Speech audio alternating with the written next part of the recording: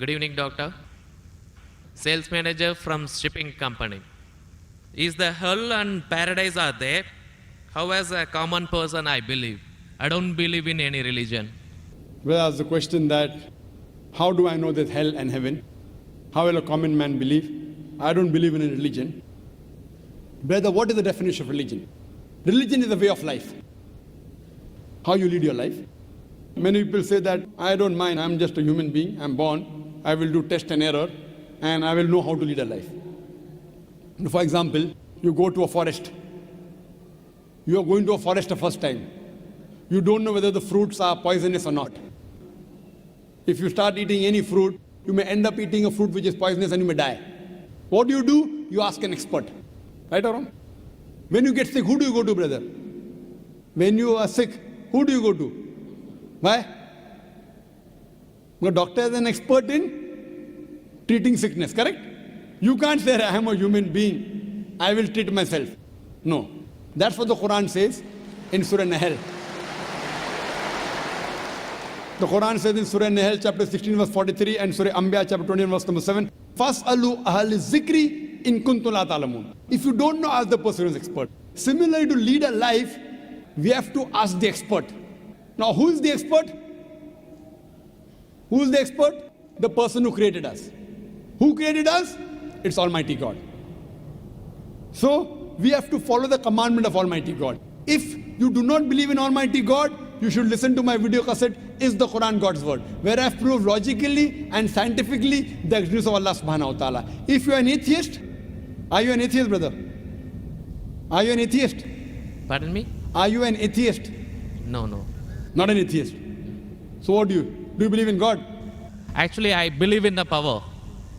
But Fine. That means you believe in God. You I want to call believe- it power, you want to call it supernatural, you believe in God.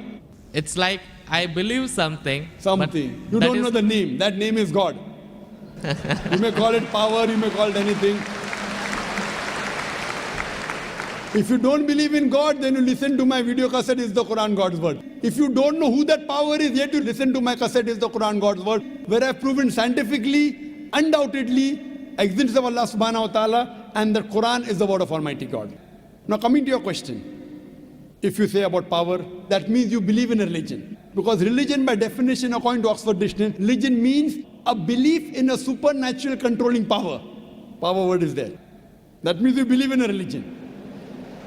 Religion, according to Oxford Dictionary, means a belief in a supernatural controlling power, a personal God or gods that deserve obedience and worship. That means you believe in religion, you don't know the definition of religion. So don't say I don't believe in religion. Religion is English word, brother. Religion is English word. If you open the Oxford Dictionary, it says religion means a belief in a superhuman controlling power, and you believe in a power. Or a personal God or God that deserve worship or obedience. To know more about that power, you see my video because that is the Quran God's Word. Now coming to your question, basic question, how will I prove that there is hell and heaven? Now if you hear my video cassette, I've proved many scientific aspects in the Quran. If you use science to the Quran, what we come to know that whatever the Quran has said today, 80% can be proved to be 100% correct scientifically.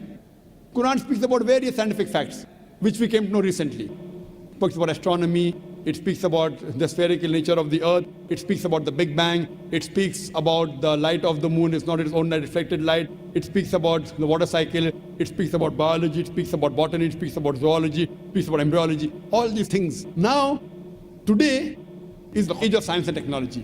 If we put this test of science to the Quran, what we come to know, 80% whatever the Quran has said is 100% perfectly correct. The balance 20% is ambiguous. Neither right, neither wrong. Out of the 20%, not even 0.01% has been proved to be wrong by scientific fact. It is ambiguous. So what my logic says, when 80% is 100% correct, and not even 0.01% of the 20% is proved wrong, so my logic says that inshallah, even that 20% will be correct. It's a logical belief. I being a medical doctor, Quran speaks about astronomy, embryology, genetics, everything perfect. Then you ask me, brother, you being a doctor, you believe in hell? in heaven? You believe in jinn? You believe in life after death? So my logic says, inshallah, even the other 20% in the Quran, which science hasn't reached up to that level.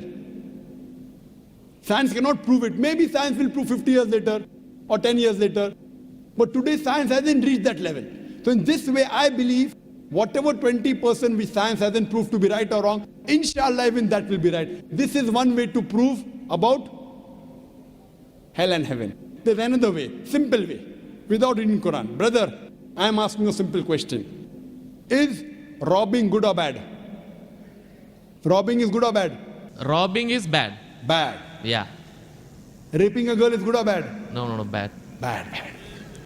Okay, now I am asking you a question. Logically, I suppose happen to be the biggest mafia. Hypothetically, I am a big robber. You prove to me logically and scientifically. I am a very logical person. I am a scientific person. I am a logical person and scientific person. You prove to me why robbing is bad for me, and I will stop robbing. Only one reason you give me, one good reason why robbing is bad for me, and I will stop robbing. It hurts others. It hurts people. It hurts others. What difference does it make to me? If it hurts, if I rob 1,000 riyal, it is benefiting me. I can see movie. I can go to a 5-star hotel. What difference does it make whether it hurts others? Does it hurt me? I told you, prove to me why it is bad for me, not for others. I am least bothered about the others. Why is it bad for me? When I'm robbing 1,000, if it hurts him, no problem. What difference does it make to me?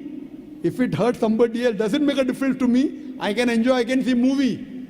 I can eat chicken biryani. I asked you, give me one logical reason why it is bad for me, not why it is bad for others. I am a big mafia. I am powerful. I am a scientific person, logical person. Prove to me one good reason, logical, why robbing is bad. I will stop robbing. Come on. Another try, brother. Another try. One more try. Why it is bad? No answer. No answer. Try. There are 20, 30 reasons, 100 reasons you can give. Actually, as you said, the religion means the way of life. Not religion. Why robbing is bad? Tell me. Don't go to religion. No. I'm coming to the point. No, not point. First tell me why robbing is bad. We'll come back to your point afterwards. I'll come to your point afterwards. When that is the way of life. Not way of life. Tell me why robbing is bad according to you. Why it is bad for me, I will stop robbing. Up to me, it hurts others. So, but what difference does it make to me when it hurts others? Does it hurt me? Of course, why it is bad for me, not why it is bad for others. Once we come to the society, we have to face them. Okay, once we come to society, you have to face them. I'm facing them. What's wrong? Why it is bad for me? The society won't respect us. What difference does it make whether respect or not? I can eat chicken biryani. I can go and see a movie. I can go to a 5-star hotel. What difference does it make to me if society respects or not? Imagine someone respects society. The poor person doesn't have food to eat. He'll be happy? No. You require food to eat or not? You require food to survive? Only society respecting. The person is starving to death. In India, thousands of people are starving to death. What difference does it make? I must give me one good reason why robbing is bad. I stop robbing. Why it is bad for me? Can anyone else help him out? Why robbing is bad? Why robbing is bad?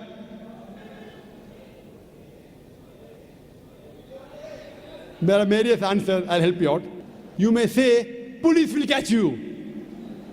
Good logical reason. Police will come and catch you. Correct, right or wrong? Correct. But you didn't give the. I'm helping you out.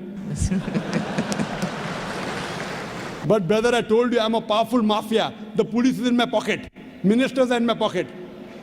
Big mafia. See, all the top mafia, the police is in the pocket. They are on my payroll. The police is on my payroll. What will they catch me? Small robber like you should not rob. You will get arrested. I'm a top mafia. The police is on my payroll. Even the ministers are on my payroll. They are in my pocket. So small robber like you should not rob. Big mafia like me can rob. Another reason, I'll help you out. Maybe somebody will come and rob you. Yes. No one can rob me because I got 100 bodyguards. All of them hiding behind the stage. Bodyguards. Small robber robs, somebody will rob him. No one can rob me because I got bodyguards. Hundreds of bodyguards with AK-47. So logically, you cannot prove at all why robbing is bad. With all your science and technology, you cannot prove robbing is bad. So shall I take it in that way? It is to make people fear that, if you do wrong things, then when you die. What wrong thing? Where is robbing wrong? First you prove it is wrong, na? Where is robbing wrong? You haven't proved to me robbing is wrong. When you prove robbing is wrong, then you can say don't do wrong things, na? Therefore, what is good, what is right, you require a creator to tell you. You require a doctor to tell you what food is good, what food is bad. This fruit is poisonous, this is healthy for you. Apple is healthy for you, wild berries are poisonous for you. A doctor tells you. There's no better doctor than Allah subhanahu wa ta'ala. Logically speaking, brother, that mafia has got bodyguards. No one can harm him. And believe me, there are many examples. He dies a very comfortable death. But I am asking a simple question now, brother. Don't you think that there should be justice? Brother, Yes. justice. Someone should punish him or not. Law is there. But the law cannot punish every human being here. Why? There are many mafias in Italy. There are many underworld people in India. And the law can't do anything to them. The law is in their pocket. But yet, you as a common man, don't you think you should be punished? Raping is good or bad? There are many people who rape. They rape the girls. No, nothing. The law cannot catch them. So don't you think he should be punished? Yes or no? Yes. But there are many people you see in this world who are big mafias. They die comfortable, that they are rich, they are millionaires. There should be some justice. The reply is given by Creator. Surah Al-Imran, chapter number 3, verse number 185. Allah says, Kullu nafsin dhaikatul maut. Every soul shall have a taste of death. But the final recompense will be on the day of judgment. This life is just mere chattels of deception.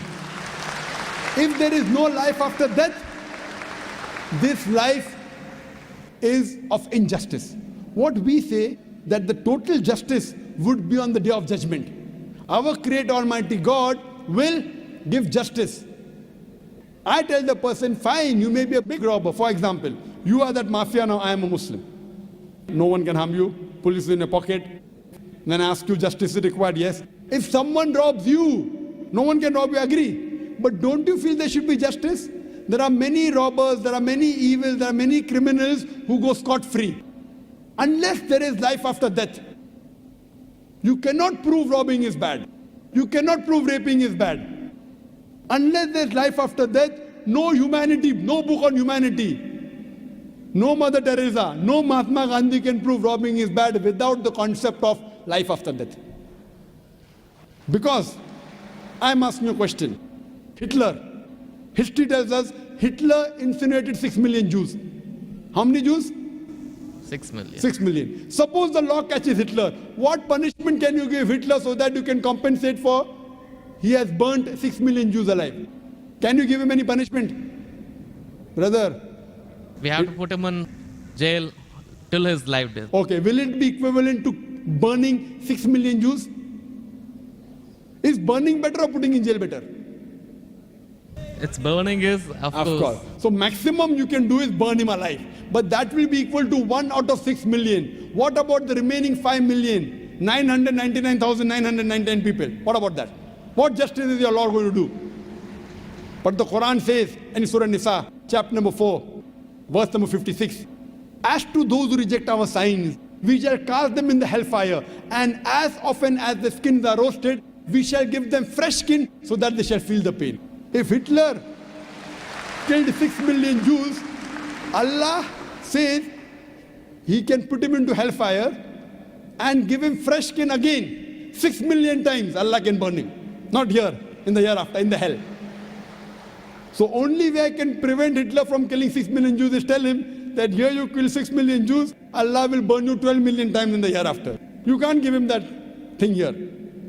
What you realize, without the concept of hell and heaven, you cannot prove robbing is bad. You cannot prove raping is bad. That's the reason our Creator Almighty God, who has created the human beings, He tells us what is good, what is bad for us. And He tells us the rules and regulations. This is called as religion. So first you have to find out which book is the authentic book which has been revealed by this Almighty God. And when you do research, you will come to it, that is the Quran. All the scriptures speak about Almighty God, and all the scriptures they point out to the last and final revelation, the Quran, and last and final messenger, Prophet Muhammad, peace be upon him. Hope that answers the question. Thanks.